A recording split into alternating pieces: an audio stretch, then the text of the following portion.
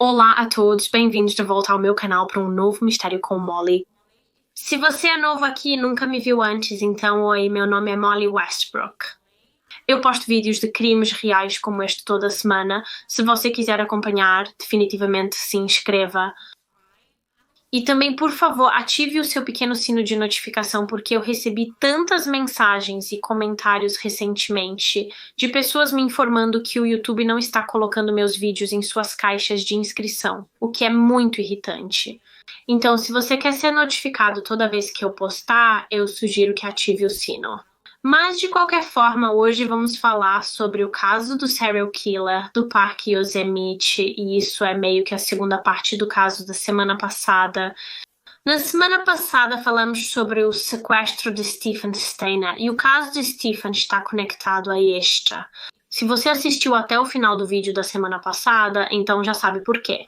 Mas se não, eu obviamente explicarei mais tarde. Eu aconselho que você assista ao vídeo da semana passada antes deste se ainda não o fez. Você não precisa, mas isso lhe dará um pouco mais de história e um pouco mais de contexto deste caso. Eu darei um breve resumo do caso da semana passada em algum momento deste vídeo, mas será breve. Eu recomendo assistir ao da semana passada antes deste. Então, vou deixar esse vídeo linkado no canto, não sei qual canto é, e na caixa de descrição se você quiser ir e assistir. Então, este caso ocorreu no condado de Mariposa, na Califórnia, perto do Parque Nacional de Yosemite. O Parque Nacional de Yosemite é uma área realmente linda, na verdade. Fica nas montanhas Sierra Nevada da Califórnia. Dentro dele se encontram belas cachoeiras, vales e prados. Existem trilhas para caminhada, e porque é um lugar tão encantador, as pessoas adoram visitar lá o tempo todo. É literalmente um ponto turístico popular e em fevereiro de 1999 foi exatamente isso que Carol Sund, de 42 anos, decidiu fazer. Agora, Carol era uma de 5 filhos e seus pais se chamavam Francis e Carol, então sua mãe tinha o mesmo nome que ela e eles descreviam sua filha como sendo uma pessoa tão prestativa e especial. Ela sempre se dispôs a ajudar sua comunidade local, trabalhando com várias instituições de caridade ao longo da vida. Carol, na verdade, morava na cidade de Eureka, no norte da Califórnia, mas em fevereiro de 1999, ela decidiu fazer uma pequena miniférias para o Parque Nacional de Yosemite, e juntando-se a Carol nesta pequena férias estava sua filha de 15 anos, chamada Julie, e a melhor amiga de Julie, Silvina Peloso, de 16 anos. Julie e Silvina se conheciam literalmente a vida inteira desde que eram bebês. Acho que a mãe de Julie, Carol, era muito amiga dos pais de Silvina e, naturalmente, ao crescerem, as duas eram muito próximas, Julie e Silvina. Elas tinham a mesma idade e tinham uma amizade realmente bonita. Agora, a família de Silvina era, na verdade, da Argentina, e então Carol e Julie queriam levar Silvina para essa pequena viagem ao Parque Nacional de Yosemite para mostrar a ela a área antes que ela tivesse que voltar para a Argentina. Então, a viagem delas começou no dia 12 de fevereiro de 1999 e as três viajaram de sua cidade natal em Eureka para São Francisco, onde pegaram um carro alugado e iriam usar este carro alugado em sua viagem. Era como se fosse uma viagem de carro que elas estavam fazendo e este carro alugado era um Pontiac Grand Prix vermelho. Então elas estavam dirigindo neste carro alugado e um dos primeiros lugares que pararam foi, na verdade, em Stockton, na Califórnia, porque Julie queria dar uma olhada na universidade lá. Veja, ela era, na verdade, uma líder de torcida e queria aprender um pouco mais sobre o programa de líderes de torcida que eles ofereciam lá. Depois disso, Carol, Julie e Silvina seguiram para Alportel, no condado de Mariposa, que fica na borda oeste de Yosemite, e chegaram lá no dia 14 de fevereiro. Ao chegar, elas se registraram no quarto 509 do Hotel Cedar Lodge, que era um hotel muito popular para turistas que visitavam a área. Embora na época eu não acredite que eles tinham muitas reservas, porque não era realmente a época do ano para turistas, então acho que Carol, Julie e Silvina eram algumas das únicas hóspedes hospedadas no hotel naquele momento. No dia seguinte ao check-in no hotel, Carol, Julie e Silvânia decidiram passar o dia explorando a bela área de Yosemite. Elas fizeram muitas das atividades turísticas típicas juntas e voltaram para o quarto no Cedar Lodge Hotel por volta das 7h30 da noite daquele dia, após jantarem no restaurante Cedar Lodge. O hotel realmente tinha um restaurante. Pouco depois de chegar de volta ao hotel, Carol ligou para o marido, seu nome era Jens, e ela basicamente estava contando a ele pelo telefone quais eram seus planos para o dia seguinte, que era o dia 16. Carol disse que ela e as meninas iriam visitar o Parque Nacional de Yosemite mais uma vez no dia seguinte e depois iriam encontrar Jens no aeroporto de São Francisco e também deveriam devolver o carro alugado naquele dia. Então, no dia seguinte, Jens foi para o aeroporto de São Francisco e esperou lá por Carol, Julie e Silvina, e ele esperou, mas elas simplesmente não apareceram. E isso era muito atípico de Carol Sand, porque ela era uma pessoa muito organizada. Pelo que eu pude perceber, era muito raro ela estar sempre atrasada para as coisas. E por isso, seu marido Jens pensou que talvez ele tivesse cometido um erro. Ele pensou que talvez tivesse se enganado com o horário. Talvez ele tivesse entendido errado o que ela havia dito a ele no telefone no dia anterior. Acredito que Jens tentou entrar em contato com Carol algumas vezes, mas ele simplesmente não conseguiu alcançá-la.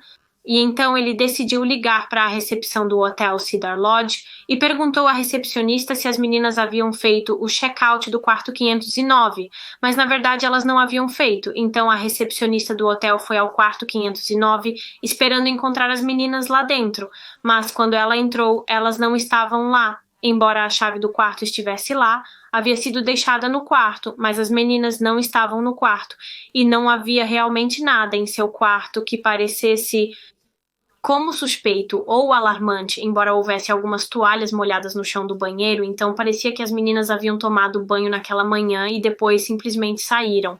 Mas é realmente estranho que elas não fizeram o check-out do hotel e o marido de Carol estava ficando realmente preocupado, porque ele não tinha ideia de onde sua esposa estava e por que ela não o encontrou no aeroporto naquele dia, e então eventualmente ele decidiu entrar em contato com o departamento de polícia do condado de Mariposa e denunciar as meninas como desaparecidas.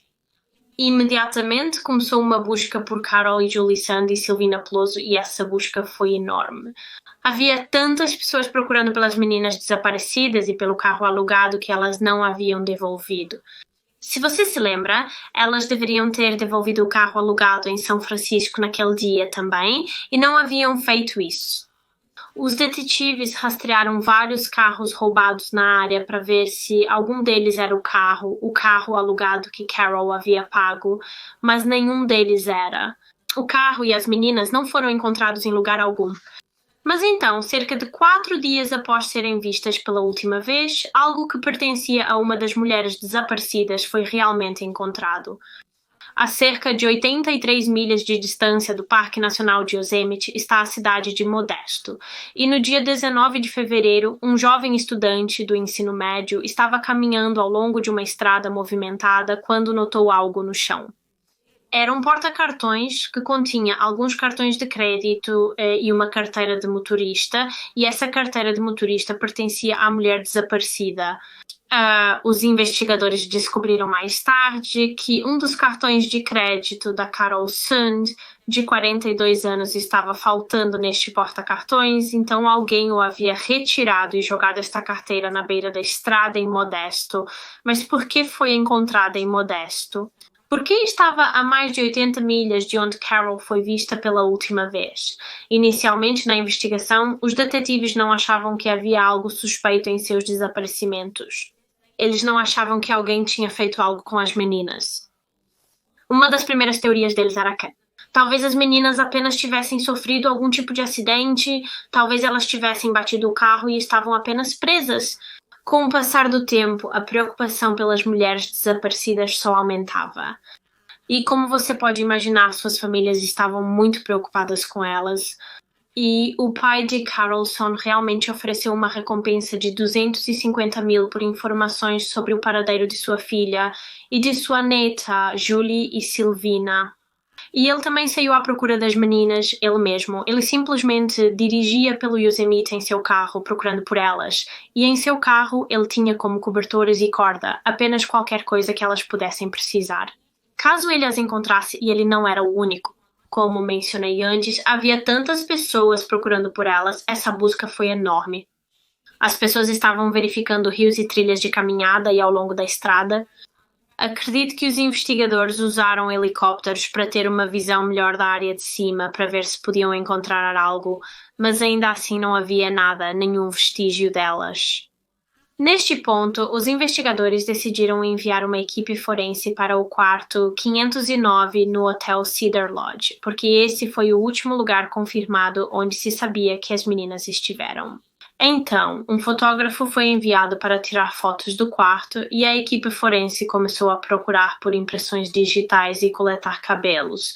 Embora, como eu disse antes, não havia nada naquele quarto que indicasse que houve uma luta ou que algo aconteceu com as meninas lá. O quarto, na maior parte, parecia completamente normal. Não havia nada realmente fora do lugar. Não havia nada que se destacasse como estranho. Exceto por uma coisa, eles perceberam que um cobertor rosa e uma fronha estavam ambos faltando no quarto. Então esses itens pertenciam ao hotel e eles simplesmente desapareceram do quarto. Então onde eles estavam? A busca pelas meninas continuou, mas logo os dias se transformaram em semanas e as pessoas realmente começaram a perder a esperança de que as meninas seriam encontradas. Eles começaram a perder a esperança de que esse caso seria resolvido porque parecia estar esfriando já. E então, no dia 18 de março de 1999, pouco mais de um mês depois que as meninas foram vistas pela última vez, algo foi encontrado. Naquele dia, um homem estava caminhando por uma área arborizada. Acho que ele estava praticando tiro em Tuolumne County. Com certeza não estou pronunciando isso corretamente, que acredito ser cerca de 2 horas de distância do Cedar Lodge, onde as meninas foram vistas pela última vez. De qualquer forma, esse homem estava caminhando por essa área arborizada quando, de repente, ele se deparou com um carro abandonado. Mas este carro havia sido totalmente consumido pelo fogo. Alguém havia incendiado este carro e quando foi encontrado na floresta era literalmente apenas esses restos queimados de um carro que não fazia sentido. Vou colocar uma foto na tela. Claramente havia sido queimado em calor extremo, embora ainda se pudesse ver o menor resquício de tinta vermelha no carro, e se você se lembra, o carro alugado de Carlson era um Pontiac Grand Prix vermelho. O homem que encontrou este carro na floresta ficou imediatamente desconfiado porque ele tinha ouvido falar sobre o desaparecimento das 3 mulheres e sabia que havia uma busca massiva por elas e seu carro alugado, e então ele decidiu entrar em contato com as autoridades e relatar o que havia encontrado na floresta. Então, os investigadores foram olhar este carro e rapidamente conseguiram determinar pela placa que era de facto o mesmo carro alugado que Carol Sund havia emprestado.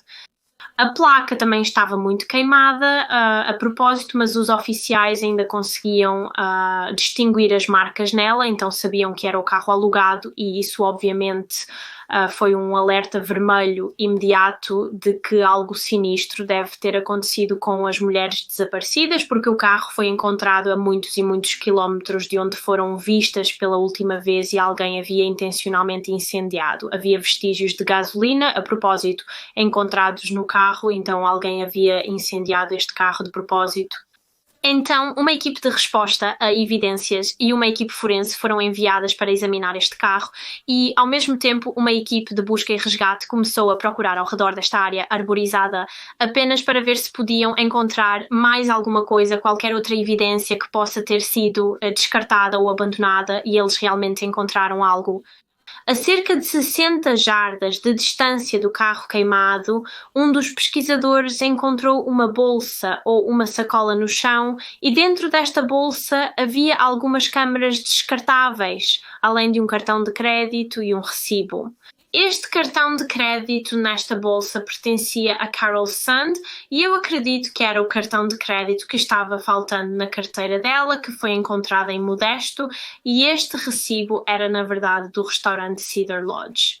Se você se lembra, na noite anterior ao desaparecimento das meninas, elas jantaram no restaurante Cedar Lodge e este era o recibo dessa refeição. Então tudo isso foi coletado e levado como evidência.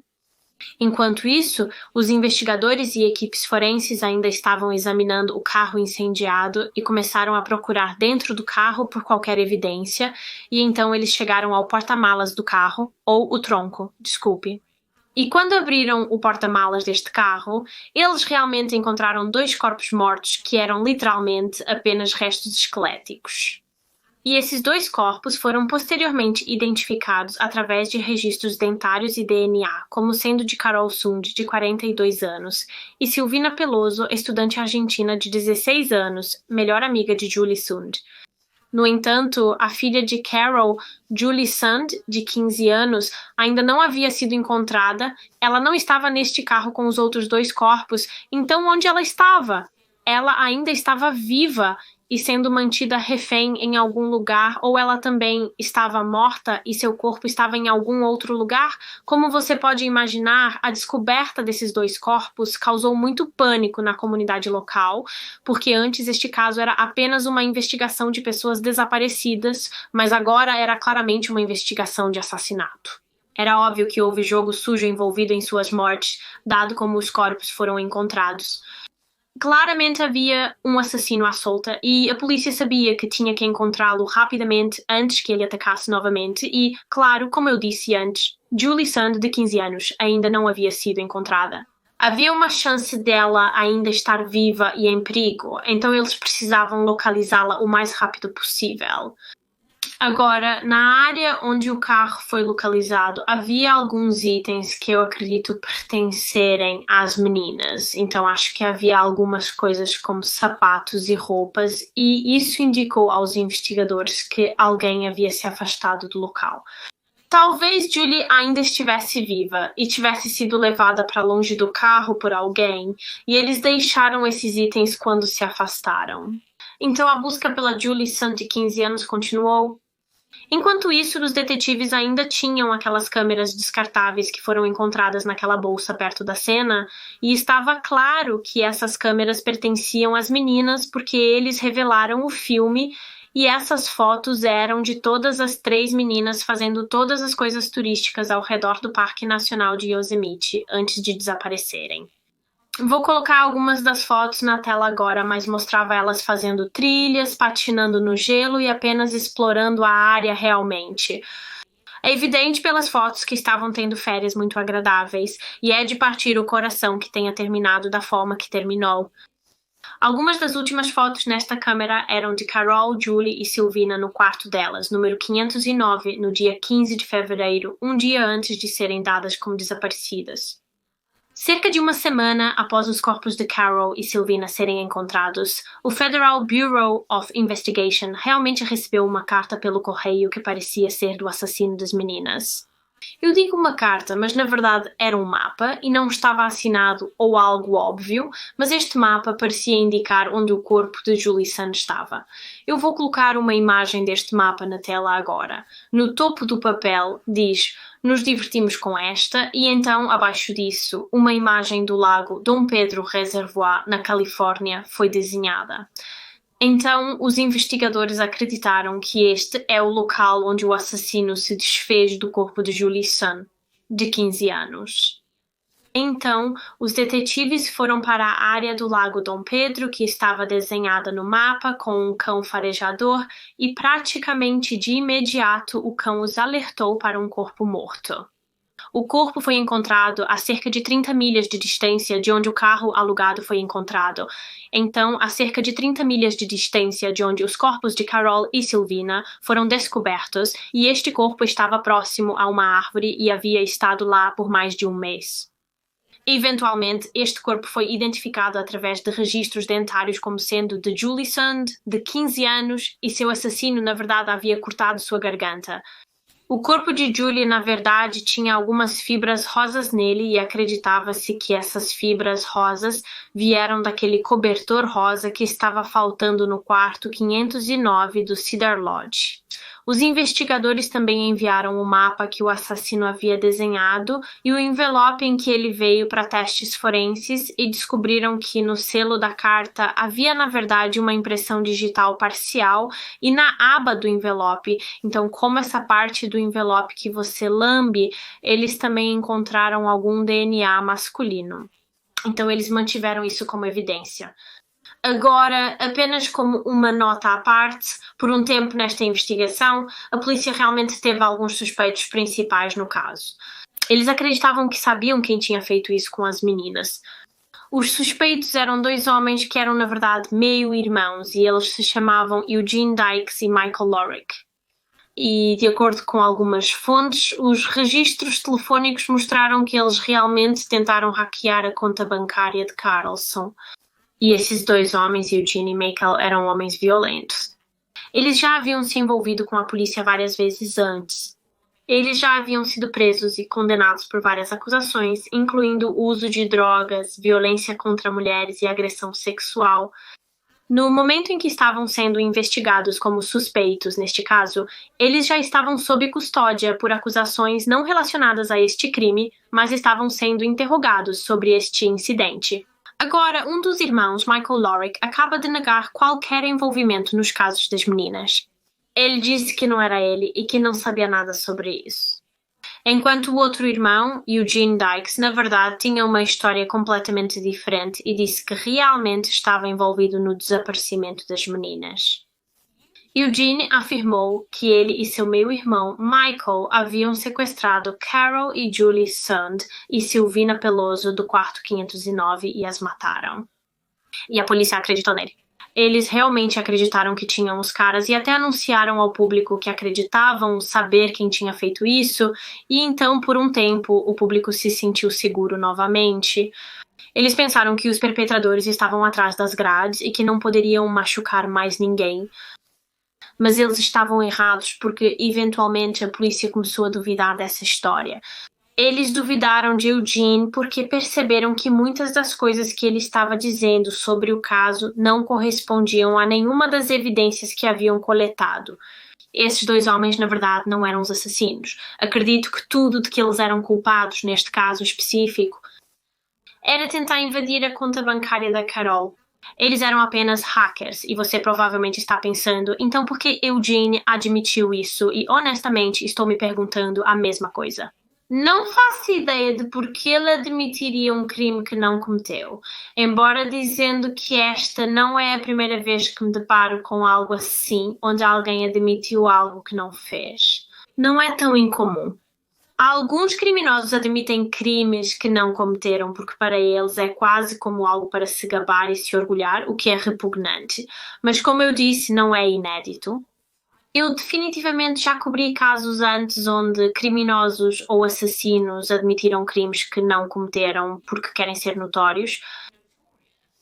E parece que foi isso que aconteceu neste caso. Eugene admitiu os assassinatos mesmo que ele não os tenha cometido e nem o seu meio-irmão Michael. Sabemos quem é o real assassino, vocês ainda não sabem, mas descobrirão depois e não foram eles.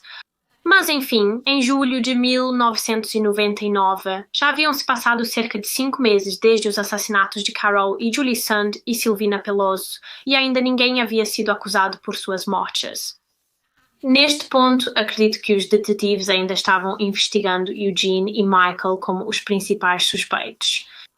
Como eu disse anteriormente, eles já estavam na prisão e sob custódia por acusações separadas. Eles pensaram que tinham os assassinos atrás das grades, então foi um grande choque quando outro assassinato ocorreu em Yosemite. Desta vez, a vítima era Joey Armstrong, de 26 anos, e ela realmente morava em uma cabana em uma área do Parque Nacional de Yosemite. Joey era uma naturalista, ela era uma guia de natureza e trabalhava para o Instituto Yosemite e levava crianças pequenas e adultos em caminhadas na natureza e pequenas aventuras pela área, algo como uma guia turística. Era 21 de julho de 1999, e naquela tarde Joey estava sozinha em sua cabana e estava arrumando algumas coisas porque ela realmente planejava fazer uma viagem de mochila com alguns de seus amigos para a cidade de Sausalito, na Califórnia. Então ela estava reunindo todas as suas coisas que iria levar consigo e estava colocando-as em sua caminhonete Toyota que estava logo fora de sua cabana. Acredito que Joey deveria encontrar seus amigos em Sausalito mais tarde naquele mesmo dia. No entanto, ela simplesmente nunca apareceu e também não havia entrado em contato com seus amigos para informá-los que talvez ela tivesse mudado de ideia. Eles simplesmente não tinham notícias dela. Seus amigos ficaram imediatamente preocupados e então decidiram, acredito eu, entrar em contato com as autoridades em Yosemite e apenas pedir a eles que fizessem uma verificação de bem-estar, se eles poderiam apenas ir à cabana de Joey e verificar se ela estava bem. Então, alguns policiais foram à cabana de Joey e a primeira coisa que notaram foi que seu caminhão Toyota ainda estava estacionado do lado de fora, então parecia que ela ainda estava em casa. Parecia que ela não tinha saído. Então eles caminharam até a cabana e viram que a porta da frente estava realmente aberta. No entanto, quando eles entraram, Joey Armstrong não estava lá. Ela não foi encontrada em lugar nenhum. No entanto, estava claro para os oficiais que algo havia acontecido com ela dentro desta cabana, porque acredito que na verdade foi encontrado sangue lá e parecia que houve uma luta. Parecia que Joey estava tentando se defender de alguém. Então começou uma busca por Joey Armstrong, de 26 anos, e não demorou muito para encontrá-la. Apenas a algumas centenas de metros de sua cabana, seu corpo sem vida foi encontrado parcialmente submerso em um riacho. No entanto, seu assassino a havia decapitado. Então, quando seu corpo foi encontrado, ela estava apenas sem cabeça e sua cabeça não estava em lugar nenhum para ser vista. Acredito que a mãe de Joey havia sido informada de que sua filha estava desaparecida e que um corpo havia sido encontrado. Na época, ainda não tinham identificado o corpo, então não havia certeza se era ela. Os investigadores estavam bastante certos de que seria ela, porque ela estava desaparecida e esse corpo foi encontrado tão perto de sua cabana. Mas é claro que eles não podem ter certeza até que ela seja identificada por meio de DNA ou registros dentários. As autoridades contataram a mãe de Joey, que decidiu viajar para Yosemite, onde tudo estava acontecendo. Até então, ela só sabia que sua filha estava desaparecida e que o corpo ainda não havia sido encontrado. E quando ela estava a caminho de Yosemite, ela viu um jornal e o título deste jornal dizia, cito, naturalista de Yosemite decapitada. Foi assim que ela descobriu que sua filha havia sido decapitada. Honestamente, não consigo imaginar a dor que ela deve ter sentido ao ler isso. Descobrir que sua filha foi assassinada já é horrível por si só, mas descobrir através de um jornal que ela foi decapitada é insano. A cabeça de Joey Armstrong foi encontrada mais tarde, não muito longe de onde seu corpo foi descoberto, e estava no fundo de uma pequena poça de água. Então começou a caçada pelo assassino de Joey e os investigadores iniciaram as buscas ao redor de sua cabana. Eles coletaram amostras de sangue. E eu acredito que também coletaram amostras de cabelo e unhas para teste. Eles também notaram que fora de sua cabana havia marcas de pneus na grama e na areia. E essas marcas de pneus não eram do carro Toyota do Joey, eram de um veículo diferente. Eles também perceberam, ao olhar para essas marcas de pneus, que o veículo que as fez tinha dois conjuntos diferentes de pneus, então os pneus não eram todos da mesma marca ou desenho. Se faz sentido. Os pneus não eram iguais, desculpe a má explicação, mas eu não sei muito sobre carros de jeito nenhum. Ou pneus junto com essas impressões de pneus. Os detetives também notaram algumas marcas de calçados no chão, que novamente não pareciam pertencer ao Joey, então se essas marcas de calçados não eram do Joey, e essas impressões de pneus na grama e na areia não eram do Joey, não eram do carro do Joey, então de quem eram?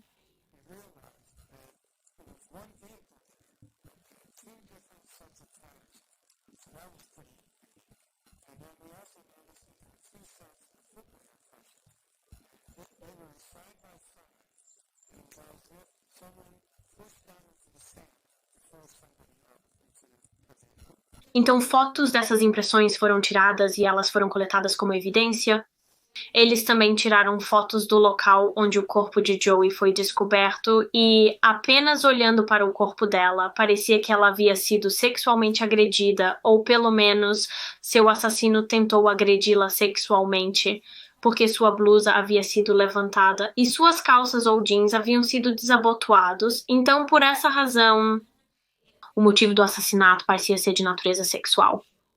Durante a investigação do assassinato de Joey, os detetives obviamente estavam realizando entrevistas e questionando várias pessoas, e acho que neste ponto eles estavam investigando a possibilidade de que talvez o assassinato de Joey estivesse ligado aos assassinatos de Carol e Julie Sand e Silvina Peloso, que ocorreram cerca de 5 meses antes. Talvez a pessoa responsável por matar Carol, Julie e Silvina também fosse responsável por matar Joey. A polícia realmente teve um bom número de testemunhas que se apresentaram e essas testemunhas disseram que viram um veículo Scout Internacional azul claro dirigindo pela área onde a cabana de Joey estava no mesmo dia em que ela foi assassinada.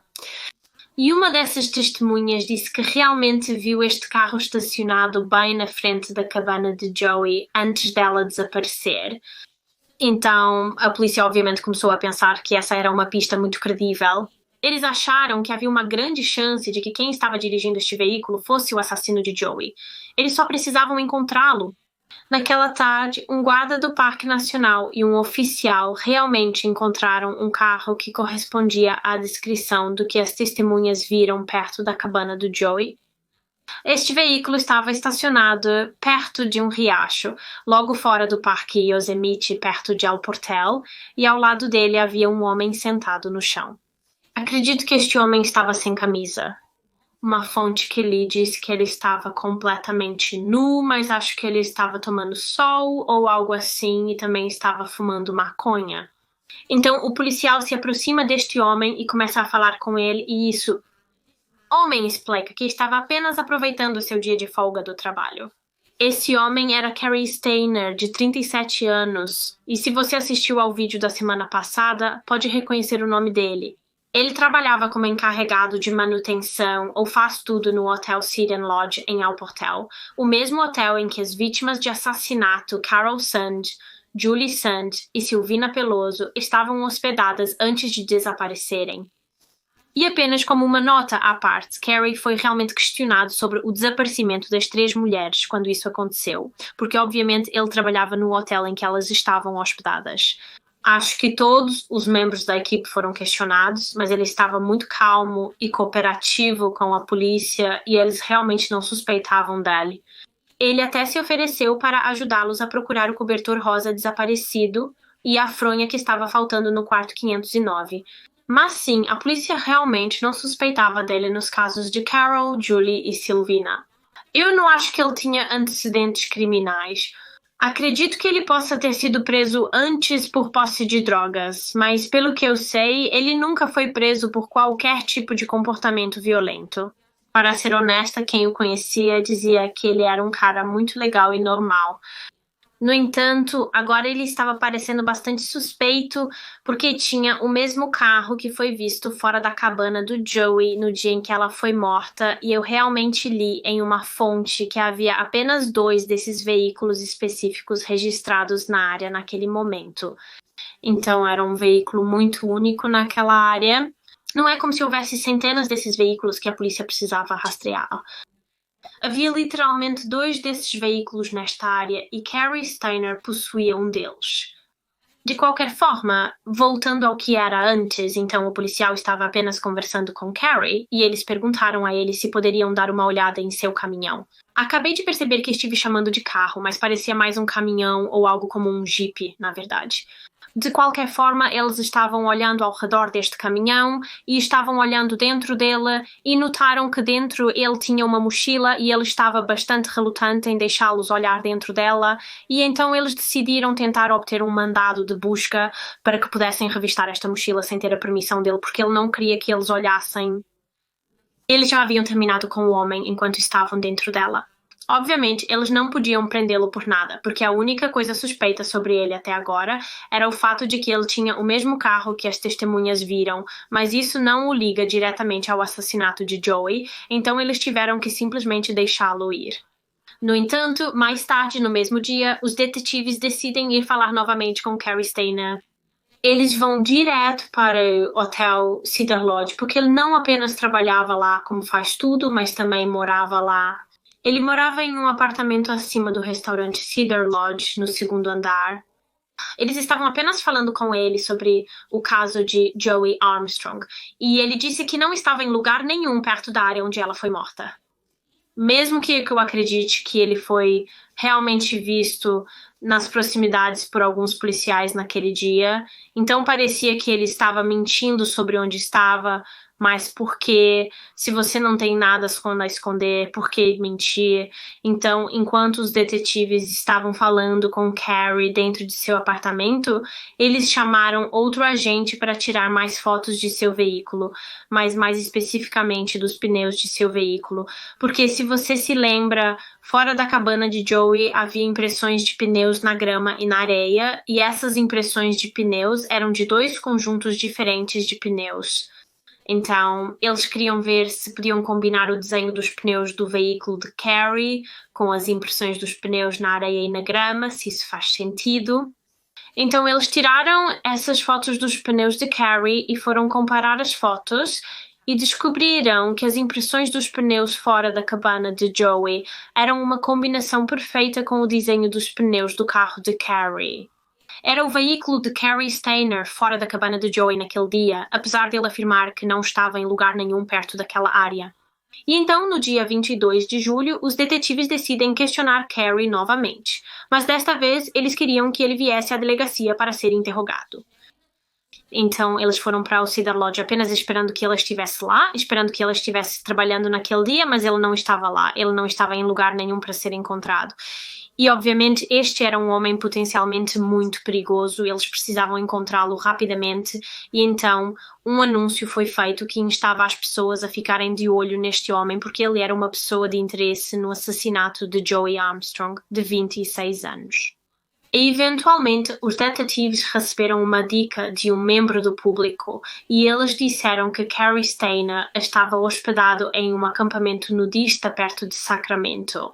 Então, no dia 24 de julho, alguns agentes do Federal Bureau of Investigation vão a este acampamento nudista para buscar Cary e, curiosamente, assim que ele vê os detetives se aproximando, ele se levanta e coloca as mãos acima da cabeça, quase como se estivesse se rendendo, o que os detetives acharam um pouco estranho. De qualquer forma, ele foi preso e levado para interrogatório. Quando chegam à delegacia, eles tiram as impressões digitais de Cary e tiram fotos dele para o registro policial. E acredito que antes do interrogatório começar, ele deveria fazer um teste de polígrafo, que é como um teste de detector de mentiras. No entanto, antes de começar, Cary Stayner realmente pediu se poderia falar em particular primeiro com um dos agentes chamado Jeff Reinick. E então o agente Jeff Reinick concorda, e ele se senta em uma sala com Cary. E Cary começa a dizer para Jeff coisas como eu sou uma pessoa realmente má, eu fiz coisas ruins, eu não sou uma boa pessoa. E então ele diz algo como às vezes eu penso sobre amor e paz e então algo muda e eu penso em matar todos no mundo.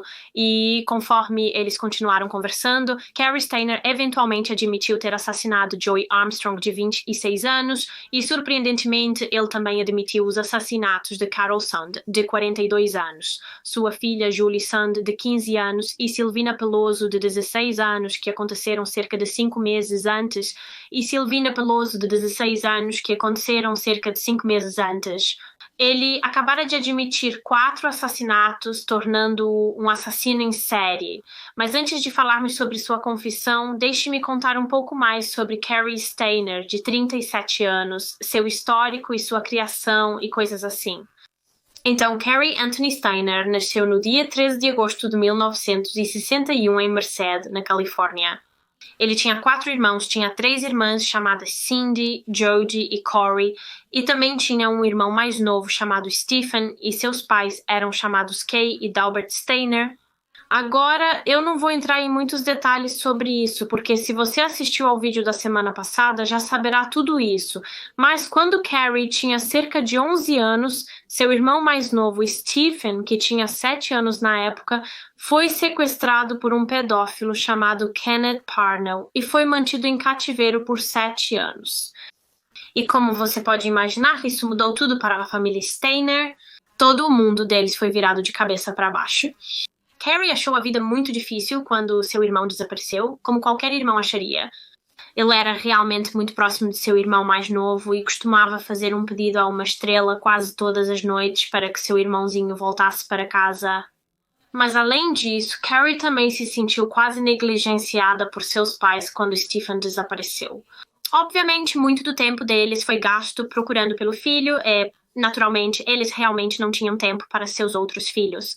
Eles foram muito menos afetuosos com seus outros filhos quando Stephen desapareceu, e eu não acho que eles eram pais muito afetuosos de qualquer maneira, mas agora eles apenas eram bem mais frios com eles.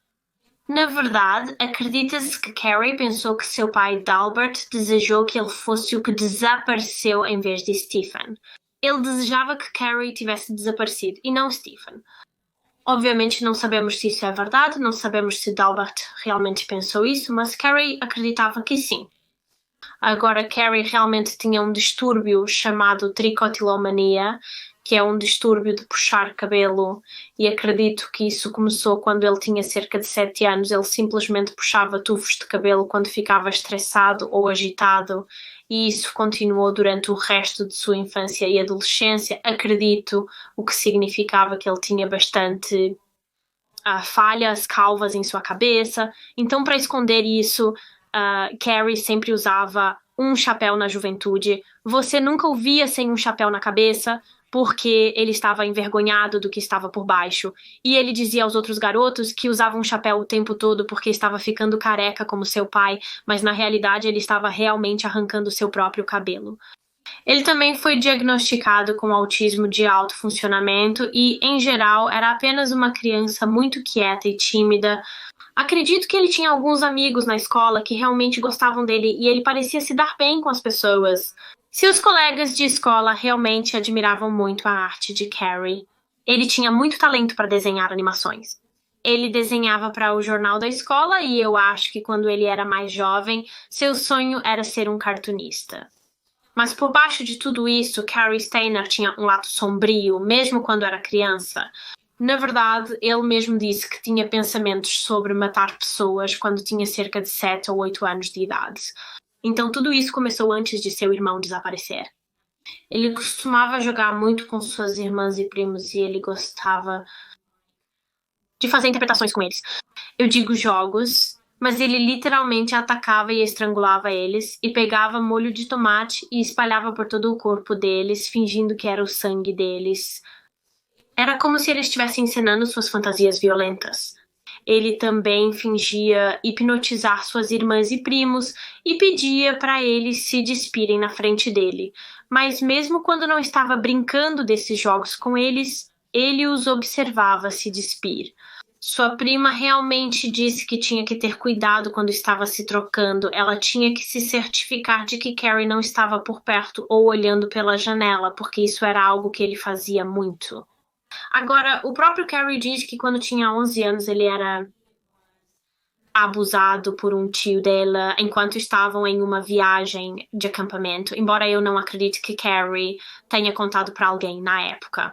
Na verdade, eu não acho que ele tenha contado para alguém por anos e anos, e pelo que eu sei, o tio nunca foi preso ou acusado ou algo do tipo. Mas falaremos mais sobre seu tio em um minuto.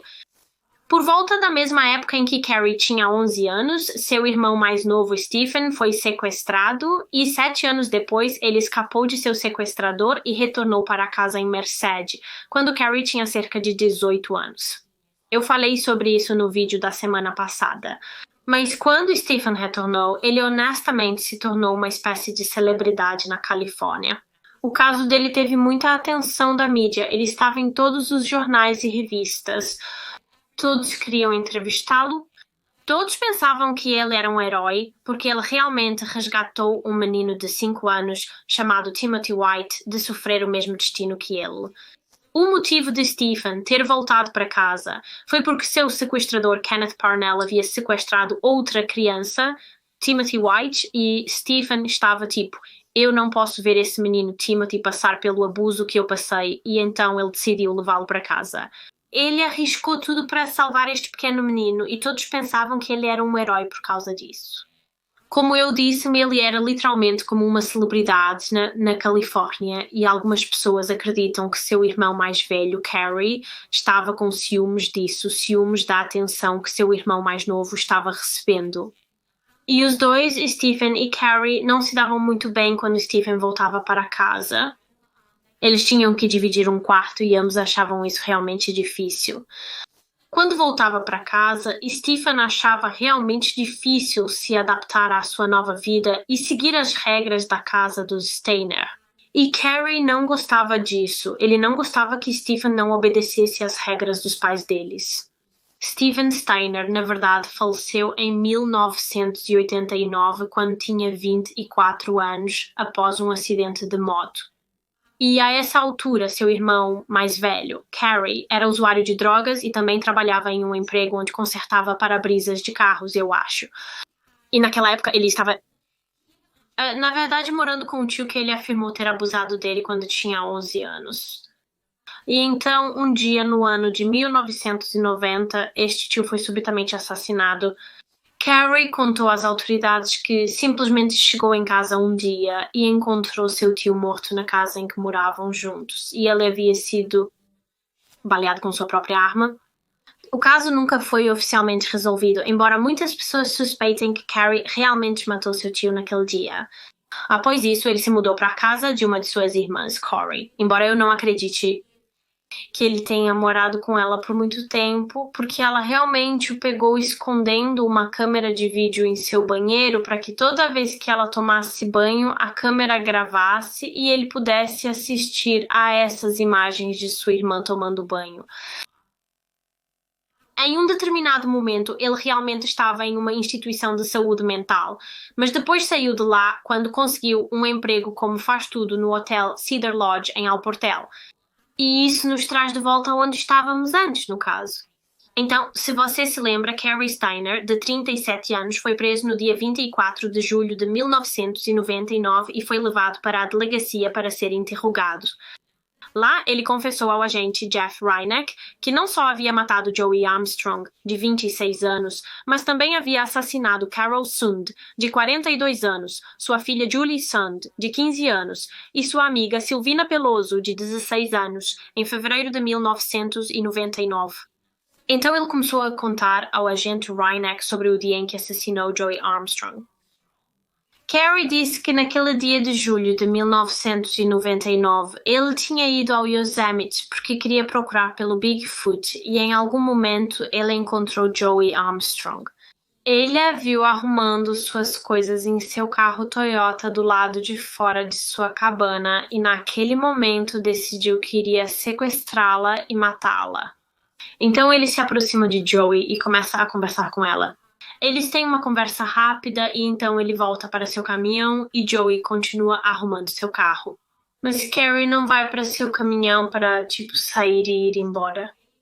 Na verdade, ele vai lá para pegar o que ele chamou de seu kit de sequestro. Esse kit de sequestro era, eu acredito, a mochila que ele relutava em deixar a polícia revistar.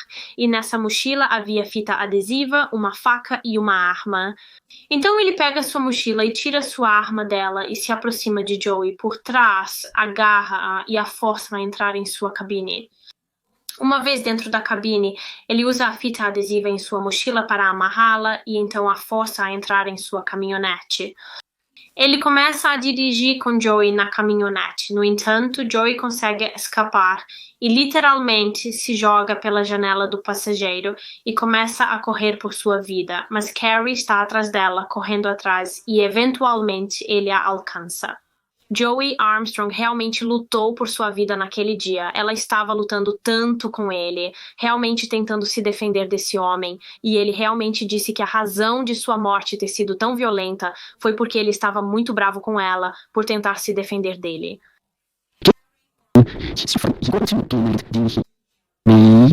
E então, como sabemos, ele a decapitou e descartou sua cabeça no fundo de um poço de água não muito longe de seu corpo. E foi fácil para os detetives ligá-lo ao assassinato de Joey. Havia muitas evidências de que era ela, incluindo sua confissão agora. E eu realmente li em uma fonte que uma das provas que o ligavam ao crime era um boné vermelho de mecânico que foi encontrado em sua cabine e pertencia a Cary Stayner. Ele literalmente deixou seu boné na cena do crime. Depois de confessar o assassinato de Joey, ele então procedeu para confessar os assassinatos de Carol, Julie e Sylvina. E embora este crime realmente tenha um pouco mais de uma história por trás, porque originalmente Cary planejava assassinar outras 3 pessoas, ao invés de Carol, Julie e Sylvina. Então, até este ponto, antes dos assassinatos de Carol, Julie e Sylvina, Cary vinha imaginando o que seria como agredir sexualmente e matar mulheres por anos e anos. E ele finalmente decidiu transformar essas fantasias em realidade. Ele iria cometer um assassinato e em fevereiro de 1999, Cary realmente tinha uma namorada cujo nome eu não sei, não consegui encontrar o nome dela, mas ela era garçonete no restaurante Cedar Lodge e tinha 2 filhas pequenas e suas filhas eram jovens, acredito que ambas tinham menos de 10 anos. E Cary começou a pensar em agredir e matar todas as 3. Então matar sua namorada e matar as filhas de sua namorada. E em fevereiro de 1999, apenas um dia antes de Carol, Sylvina e Julie serem mortas, ele colocou seu plano em ação. Ele foi à casa de sua namorada com a intenção de matá-la e a sua família. No entanto, quando ele chegou lá, na verdade havia outro adulto lá. Eu acho que havia um homem lá. E então seu plano falhou, mas ele não iria desistir. Ele havia decidido que iria cometer um assassinato. E então ele voltou para o hotel Cedar Lodge e começou a olhar ao redor dos quartos para ver se conseguia encontrar outras mulheres que ele pudesse sequestrar e matar. E logo ele encontrou o quarto 509, onde Carol, Julie e Sylvina estavam hospedadas. E ele podia vê-las através da cortina que estava aberta apenas um pouco. Então ele bate na porta do quarto 509 e Carol grita e pergunta quem é antes de abrir. E Cary respondeu dizendo que ele era o faz-tudo do hotel e que tinha que entrar para consertar um vazamento no banheiro. E Carol estava um pouco hesitante em deixá-lo entrar a princípio, mas eventualmente ela o deixa entrar no quarto e ele vai para o banheiro e finge que está procurando por um vazamento, mas então ele pega sua arma e aponta para as meninas. Ele amarra todas as 3 e algumas fontes afirmam que ele colocou as 2 adolescentes, Sylvina e Julie, no banheiro e fechou a porta e então ele estrangulou Carol Sand, de 42 anos, até a morte no quarto. Ele então coloca o corpo de Carol no porta-malas do carro alugado e retorna para as 2 meninas. Ele leva as meninas para o quarto e começa a tentar abusar sexualmente delas. No entanto, ele se frustra com Sylvina, de 16 anos, porque ela estava muito histérica. Ela chorava, claramente aterrorizada. Então, ele leva Sylvina para o banheiro e a estrangula até a morte na banheira e coloca o corpo dela também no porta-malas do carro alugado. Então agora Julie, de 16 anos, é a única que restou viva e ele decide mantê-la assim por um tempo. Cary abusa sexualmente de Julie no quarto e depois tenta limpar um pouco a cena do crime. Se você se lembra de mais cedo no vídeo, quando as meninas desapareceram, a recepcionista do hotel realmente foi ao quarto 509 para verificar se elas estavam lá e encontrou um monte de toalhas molhadas no chão. E isso foi a Cary que tinha feito isso com as toalhas. Ele as molhou e depois as colocou no chão para parecer que as meninas tinham acabado de tomar banho naquela manhã. E então saiu. Então ele arrumou a cena do crime e quando a manhã chegou, ele pegou o cobertor rosa que estava faltando no hotel, e ele o enrolou em torno de Julie Sand e ele também pega uma fronha. Com ele, não tenho certeza de por que ele pegou a fronha. Na verdade, estou supondo que provavelmente era para a cabeça de Julie, para cobrir o rosto dela, porque obviamente ela ainda estava viva neste ponto e ele não teria querido que as pessoas vissem o rosto dela. Então suponho que é por isso que ele pegou a fronha. De qualquer forma, ele pega esta fronha e envolve Julie neste cobertor. E então ele a coloca no banco do passageiro do carro alugado. E eles vão embora. E eu realmente não sei se a Julie sabia que os corpos de sua mãe e de sua melhor amiga estavam no porta-malas do carro em que ela estava. Eu acho que ela provavelmente sabia, o que é de partir o coração. Não consigo imaginar o quão aterrorizada essa pobre menina deve ter estado. Ela provavelmente sabia o que tinha acontecido com a mãe e a melhor amiga dela até esse ponto. Ela provavelmente sabia que eles estavam mortos e provavelmente sabia que o mesmo iria acontecer com ela. Então Carrie dirige o carro até o Lago Dom Pedro, que é onde o corpo de Julie foi eventualmente encontrado, e lá ele também a mata. Depois de matar Julie, ele dirige o carro alugado até uma área arborizada e então chama um táxi para levá-lo de volta ao Hotel Cedar Lodge. 2 dias depois, ele retorna ao local onde deixou o carro alugado com um pouco de gasolina e cobre o carro com gasolina e o incendeia com os corpos de Carol e Sylvina ainda dentro do porta-malas. Ele também pegou a carteira de Carol e jogou-a à beira de uma estrada em Modesto, que, se você se lembra, foi onde mais tarde foi encontrada por um adolescente, e ele disse que a jogou em Modesto para tentar despistar os detetives. Ele também admitiu ter desenhado o mapa do local de descanso de Julie no Lago Dom Pedro e enviado este mapa para o Federal Bureau of Investigation. E ele disse que, na verdade, pagou a um menino para cuspir em um copo para que pudesse usar a saliva de outra pessoa para selar o envelope. Ele foi muito inteligente com isso, na verdade. Ele sabia muito sobre DNA e testes forenses e tecnologia, porque ele era fascinado por assassinatos e serial killers e ele lia muito sobre eles. Ele realmente pensou em como iria despistar os detetives. E se você se lembra, ele também escreveu no mapa "Nos divertimos com este" e disse que fez isso para fazer os detetives pensarem que havia 2 assassinos envolvidos nos assassinatos de Carol, Julie e Sylvina, e eles acharam que eram aqueles 2 meio-irmãos.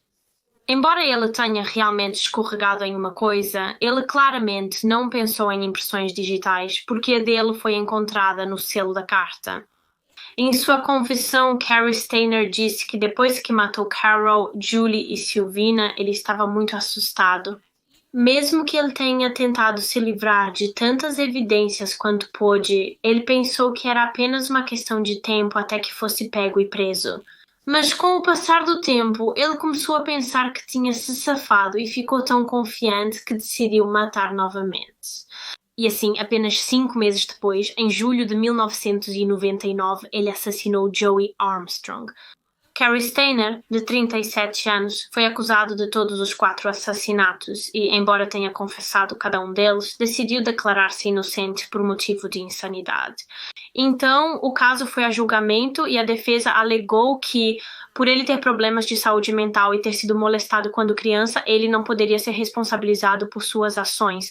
Mas isso não foi suficiente para convencer o júri e, assim, em 27 de agosto de 2002, Cary Stayner foi considerado culpado pelos assassinatos de Carol Sund, de 42 anos, sua filha Julie Sund, de 15 anos, e Sylvina Peloso, de 16 anos, e também foi considerado culpado pelo assassinato de Joey Armstrong, de 26 anos. Pelo assassinato de Joey Armstrong, ele foi condenado à prisão perpétua sem a possibilidade de liberdade condicional e pelos assassinatos de Carol, Julie e Sylvina, ele foi realmente condenado à morte, recebeu a pena de morte. E eu acredito que o motivo pelo qual ele não recebeu a pena de morte pelo assassinato de Joey foi porque a mãe de Joey, na verdade, não concordava com isso. Ela não concordava com a pena de morte. E então ele recebeu uma sentença de prisão perpétua por isso. Até hoje, Cary Stayner ainda está no corredor da morte, aguardando sua execução. Acredito que ele tenha cerca de 58 anos agora e está em uma prisão na Califórnia, e esse é o fim deste caso. Isso é meio que a parte 2 desta série, em 2 partes. Se você assistiu ambas as partes e chegou até o final, definitivamente me avise nos comentários e me diga o que você acha deste caso como um todo. Então, o link está sempre na descrição dos meus vídeos. Por favor, dê um like neste vídeo e também se inscreva se ainda não o fez. E eu te vejo novamente na próxima semana para outro mistério com Molly. Tchau, pessoal!